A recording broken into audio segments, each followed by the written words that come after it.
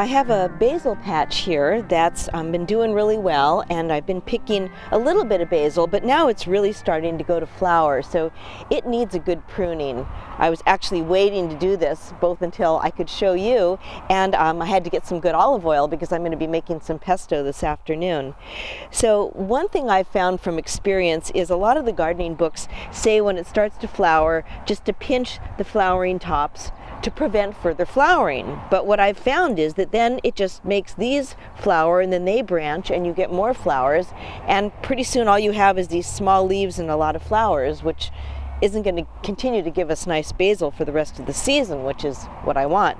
So what I found is that if you really prune the plants and cut them back kind of hard when they start to flower, then what you get is this nice vigorous regrowth of much larger leaves from down below. I've done a little bit of this, but now it's time to make pesto and really prune the plants. So I go down 2 or 3 what they call nodes, or these places where the more leaves come off, and see what's going on with the plant. To cut it back, like I said, a little bit harder. If you were bunching basil, this would also give you some nice bunches, but I'm just taking this into the house. So I'm going to go down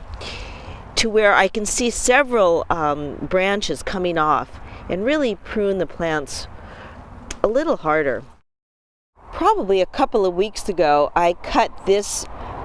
main stem that was coming up here, and then what I got in growth response was these 2 side branches, which as you can see are now starting to flower, and they're nice and vigorous, but then in between them there's more shoots coming off. So if I go down below this now to make my next cut, I'm going to get more vigorous regrowth coming out with nice big leaves from down farther, and I've got all this to use for making pesto. Now usually I prefer not to take too many off a plant at once because I like to leave enough leaves to photosynthesize and reinvigorate, but as long as there's enough nutrients in the ground and vigor in the plant, in this stage, pruning it pretty hard, taking off everything that's starting to flower, I'm pretty sure that this is going to come back with some nice big leaves and give me another good harvest in a couple of weeks.